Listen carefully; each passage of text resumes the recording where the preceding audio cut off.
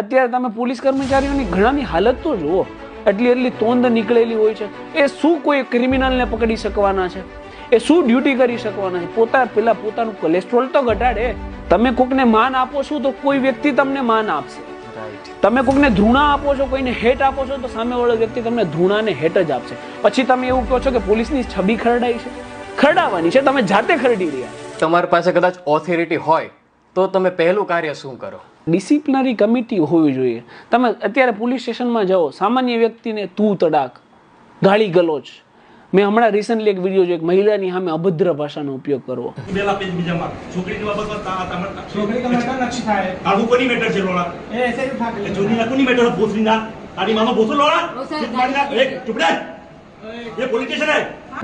એની માટે એક specifically section છે, એ હું તમને કહું. જાહેર જગ્યા ઉપર ગાળી ગલોચ કરી 294 મુજબ ગુનો બને છે, રાઈટ?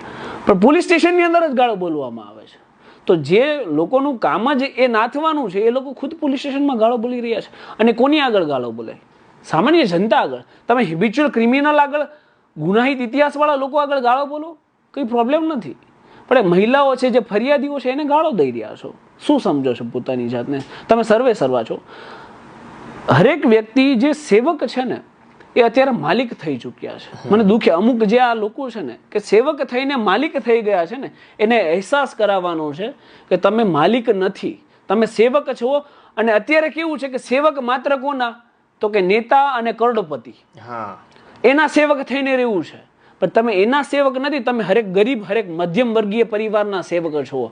તો તમારે એમને અનુકરણ અને એને અનુસરીને ડ્યુટી કરવાની હોય છે. આ ગાળી ગલોચ કરવાનો આ બધો સિનારીઓ બંધ થવો જોઈએ.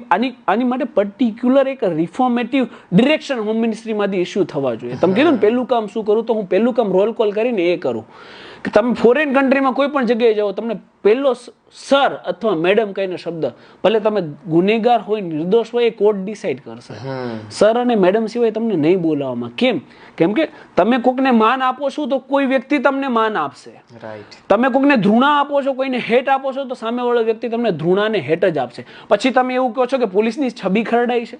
ખરડાવવાની છે, તમે જાતે ખરડી રહ્યા છો. તો આ રિફોર્મ ક્યારે આવશે? આની માટે પર્ટિક્યુલર ડિરેક્શન હોવા જોઈએ કે કોઈ પણ વ્યક્તિને સર મેડમ સિવાય બોલાવવા નહીં. પોલીસ સ્ટેશનમાં ગાળી ગલોચનો ઉપયોગ થવો ના જોઈએ. હરેક પોલીસ કર્મચારીનું ફિટનેસ લેવલ સ્પેસિફાઈડ હોવું જોઈએ કે 100 kg ઉપર વજન જાય ને તો નોકરી છોડી દેવાની. તો આ તંદુરસ્તી આવે. અત્યારે તમે પોલીસ કર્મચારીઓની ઘણાની હાલત તો જુઓ, એટલી તોંદ નીકળેલી હોય છે. એ શું કોઈ ક્રિમિનલને પકડી શકવાના છે? એ શું ડ્યુટી કરી શકવાના છે? પોતાનું કોલેસ્ટ્રોલ તો ઘટાડે, પછી ક્રાઇમ ઘટાડશે.